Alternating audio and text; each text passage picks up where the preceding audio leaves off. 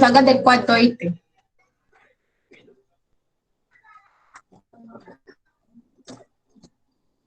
Buen día, hoy le venimos a hablar sobre la filosofía medieval y a presentarle nuestra sustentación. Mi grupo está conformado por Carol Camargo, Ana Charrasquiel, Samar Uribe, Néstor Villalobos y mi persona, Luisa Granado. ¿Qué es la filosofía medieval? Esta es una ciencia que potencia el valor de la razón como vehículo de la reflexión sobre temas tan importantes como lo pueden ser el ser humano y la felicidad. La búsqueda de esta filosofía es la cohesión de creencias heredadas de la filosofía clásica, como los dogmas del cristianismo, aunque también hubo aportes muy importantes desde las creencias judías e islámicas.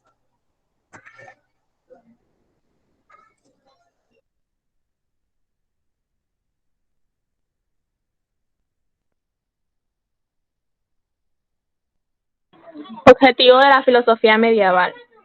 La mayor parte de la filosofía medieval estaba dedicada a demostrar la existencia de Dios como un ser, entidad o verdad suprema. Para ello, se ocurrió a textos sagrados, a la lógica aristotélica y al argumento ontológico como principales métodos para hallar las respuestas.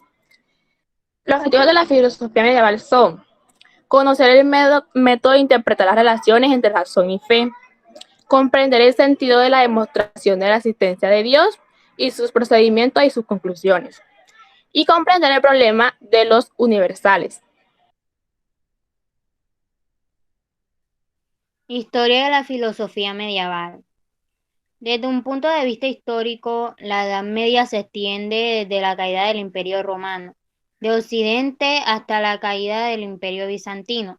Pero temáticamente, según autores como Gilson, la filosofía medieval se inicia en el siglo II, con el diálogo entre la filosofía helenística y las grandes religiones monoteístas. Por eso algunos autores sostienen que la filosofía antigua pierde su antigua autonomía y deviene ancilla teoligae, vale decir, pasa a estar subordinada o con una actitud servil con respecto a la especulación religiosa.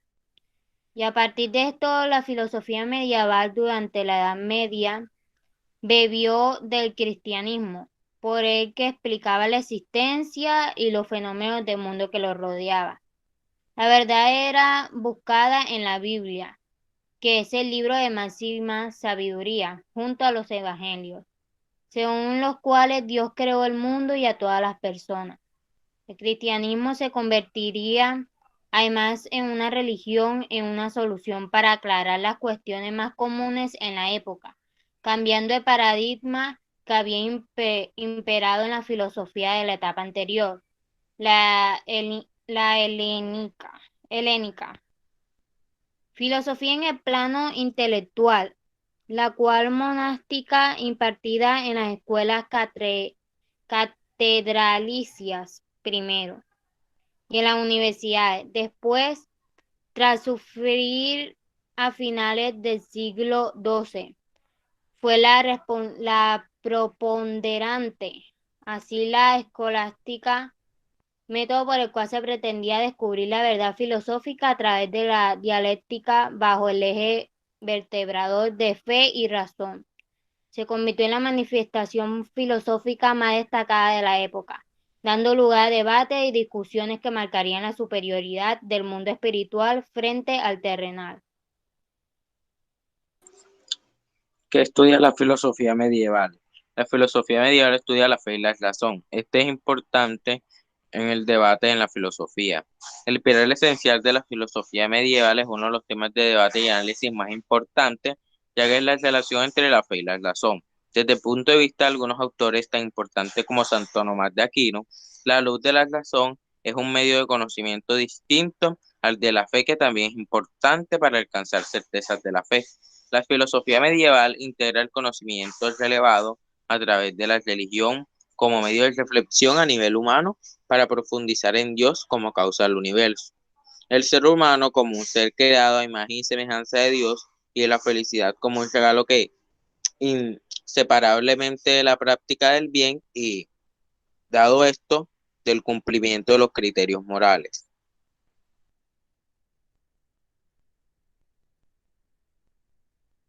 Características de la filosofía medieval. La filosofía medieval estuvo fuertemente marcada por los planteamientos del orden divino. La Biblia entonces se convirtió en la principal fuente de respuestas a esas inquietudes. Sin embargo, los libros sagrados del Islam y el judaísmo también jugaron un papel esencial en la interpretación de cuestiones religiosas. Más que la generación de conocimiento nuevo, la filosofía medieval se encargó de rescatar, reinterpretar y aplicar planteamientos filosóficos clásicos. El surgimiento del neoplatonismo, que plantea la existencia del uno o Dios sobre todas las cosas, y la introducción de la lógica aristotélica en las entonces nacientes universidades dan cuenta de ello.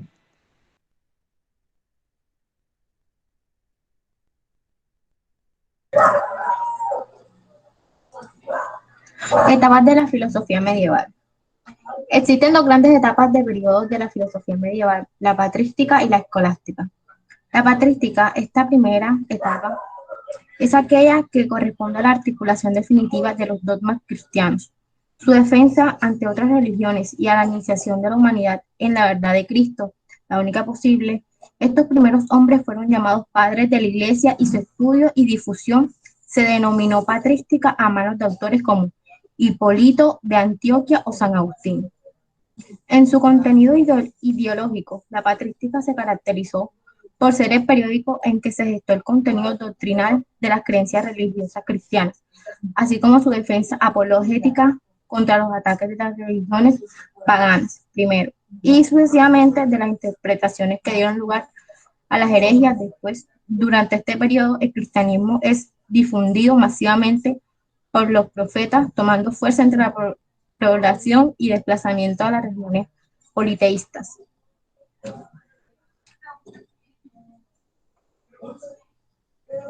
Características. A continuación se presentarán las principales características de la patrística. 1. Antepone y defiende las creencias cristianas ante los dogmas paganos. 2. Considera la fe cristiana como la única verdad y conocimiento. 3. Unifica los pensamientos filosóficos griegos con las creencias cristianas. 4. Se fundamenta en la filosofía para explicar de manera racional la fe cristiana. 5. Se considera a Dios como un ser espiritual y no material. 6. Considera que Dios es la única verdad y guía el hombre según afirma San Agustín.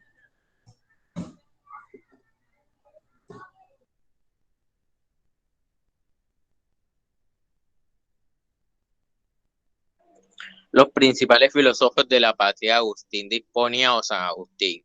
Agustín era el considerado entre el más grande entre los padres de la iglesia y uno de los filósofos cristianos más importantes de esos tiempos. Él nació en el año 354 en la ciudad de Tagaste, en la provincia romana de Numidia, hoy Argelia, en el norte de África. Su padre era pagano y su madre era cristiana, en Santa Mónica. La filosofía de Agustín de Hipona en el siglo V es considerada como la sistematización de todo el pensamiento patrístico. Establece que la relación de fe y razón, que la razón nunca puede contradecir lo que afirma la verdad revelada. Aunque se diferencia en el método, Dios se manifiesta a lo largo de la historia de la humanidad mediante la revelación, la encarnación y el mensaje de Cristo, de forma que en la vida real del creyente tiene sentido predeterminado y una orientación ética claramente cristiana. El objetivo de esto del cristiano es fundar la ciudad de Dios y a ello debe orientar su vida y su pensamiento. A través de la patrística, del estudio de los padres, San Agustín recibe la oportunidad de solucionar el problema de la fe y la razón, aunque no parte de distinguir entre la religión y la filosofía, sino que considera las dos como soluciones equivalentes para una necesidad vital del hombre, que es posesión de la verdad. San Agustín los identificó sin confundirlos. Sabía que la razón religiosa se alcanzaba con la fe y la razón de la filosofía se alcanzaba razonando.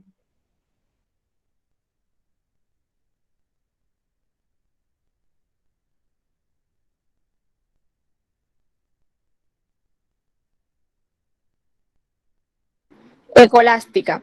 En esta etapa, que abarca desde el siglo XI hasta el siglo XVI, se intenta explicar la revelación cristiana a través de la razón.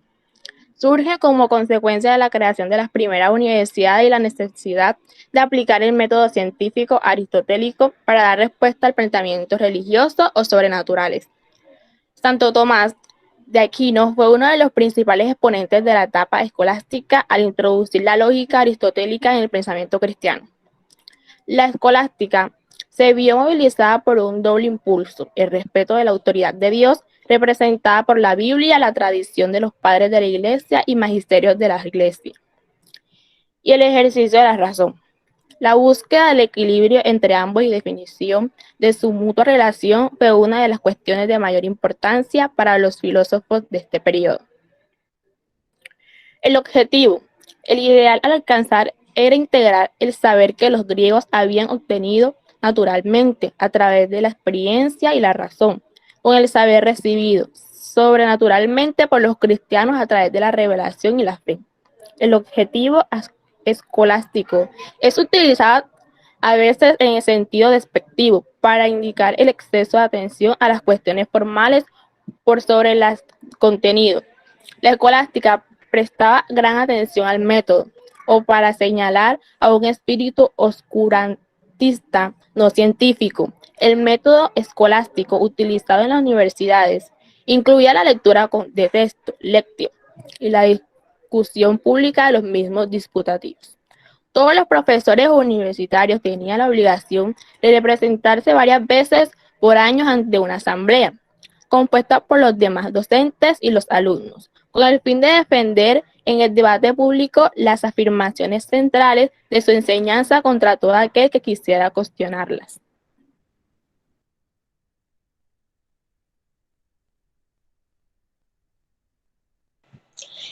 Principales filósofos de la escolástica.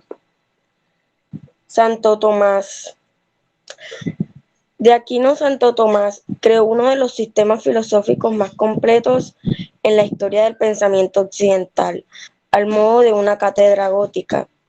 Con su arquitectura elegante y racional, espiada hacia el cielo, cada concepto está en un lugar que le corresponde, encaja perfectamente con los demás, los soporta y en su interrelación da lugar a un modelo del mundo pocas veces igualado por sus filosofías. Santo Tomás, el problema filosófico más importante de este filósofo es el problema razón y fe. Afirma que ambas son independientes, pero tiene que haber armonía entre ambas. La escolástica es la corriente filosófica cristiana que pretende explicar racionalmente la doctrina cristiana, resolver el problema de la relación entre razón y fe. La realidad en Santo Tomás es Dios, cuya existencia no es evidente, pero debe ser demostrada para lo que propone 5 vías: del movimiento, de la casualidad eficiente, de los grados de perfección, del orden cósmico y de la contingencia. El mundo, la naturaleza, se componen de sustancias que están compuestas de materia y forma. Conocer es captar la forma. Esto se realiza por medio de la abstracción. La abstracción es el proceso de adquirir el conocimiento intelectual. Para Tomás de Aquino, es el objeto último del conocimiento es la verdad, que la define como adecuación entre la realidad o las cosas en el entendimiento. El ser humano, según Tomás, es una sustancia en el que el cuerpo es la materia y el alma es la forma, como decía Aristóteles. Pero en Santo Tomás, el alma es independiente del cuerpo, puede existir después de morir el cuerpo. El alma tiene 3 funciones: vegetativa, sensitiva e intelectiva. En ética, propone el concepto de ley natural, que consiste en conservar la existencia, procrear y cuidar a los hijos, conocer la verdad y vivir en sociedad. Esta ley es evidente, universal e inmutable. La ley natural es la parte de la ley eterna, puesta por Dios, referida a los hombres. Las leyes que hacen los hombres serán correctas si no van en contra de la ley natural. Ramón Lut, conocido a su tiempo por los apodos de Arabicus y Cristianus, árabe cristiano. Doctor Inspiratus o Doctor Illuminatus. Es una de las figuras más fascinantes y avanzadas de los campos espiritual, teológico y literario de la Edad Media. En algunos de sus trabajos propuso métodos de elección que fueron descubiertos siglos más tarde por Condorcet. Los estudiosos cristianos del siglo XIII celebraron el hallazgo de Lut, a pesar de que pronto detectaron los problemas del razonamiento luliano. Si bien es cierto que normalmente ambas ciencias están de acuerdo, porque lo que es cierto en filosofía no puede ser falso para teólogo. Ambas llegan a la verdad por caminos diversos. La teología se apoya en la razón y la revelación divina, mientras que el filósofo está solo frente al problema, provisto únicamente de su propia razón. Juan Duns Scoto. Juan Duns Scoto nació en 1266 y murió en 1308. Fue un filósofo y teólogo británico de origen escocés. Se le considera uno de los pensadores más excepcionales del medioevo. A él y a sus discípulos se les denomina escuela escotista. La esencia de su pensamiento es la búsqueda de la relación entre la filosofía y la teología, que clasifica por separado en un aspecto formal y material. A la filosofía le atribuyen las cuestiones demostrables por métodos especulativos o racionales, y a la teología solo le componen verdades elevadas. Su teoría del ser aspira a demostrar la existencia de Dios como una necesidad de primer ser. Utilizados conceptos aristotélicos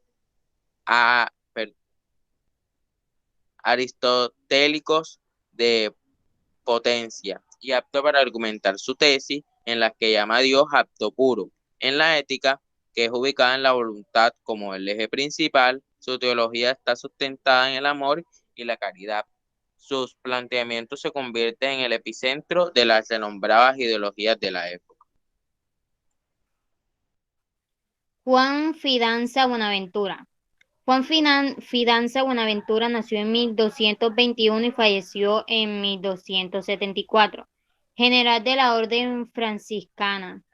Se manifestó contra las ideas progresivas de su tiempo. Persiguió a Roger Bacon. En la doctrina escolástica de Buenaventura predominan las ideas de neoplatonismo agustiniano y de la mística.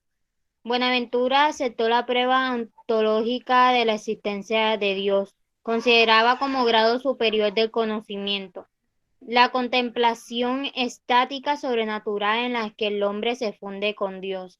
En la discusión sobre las universales mantuvo la posición del realismo. En 1482 fue canonizado y en 1587 declarado doctor de la Iglesia.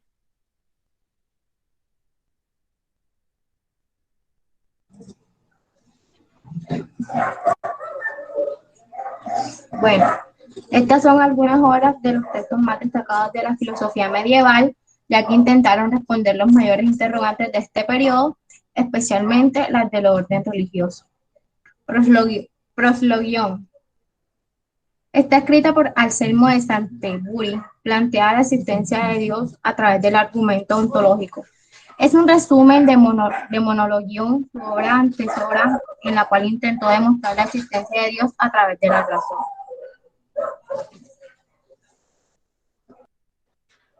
La Guía de los Perplejos 1190 fue escrita por Maimónides, quien argumenta que no existe tal cosa como una división entre la fe y la razón, puesto que ambas provienen de la misma fuente, Dios, aunque fue escrita en árabe. Sus traducciones permitieron que la obra se conociera rápidamente en Europa, convirtiéndose en una influencia para filósofos como Tomás de Aquino.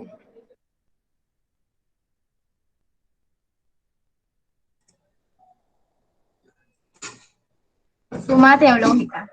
Es una de las obras más importantes de la teología y fue una influencia en el desarrollo de la filosofía medieval. Allí, Tomás de Aquino responde diversas cuestiones agrupadas en categorías: Dios, el acto humano, virtudes teologales, encarnación de Cristo, sacramentos. La obra contiene otras interrogaciones que son respondidas por sus discípulos, ya que el autor murió antes de terminar su obra. Muchas gracias. Muchas gracias. Muchas gracias. Muchas gracias.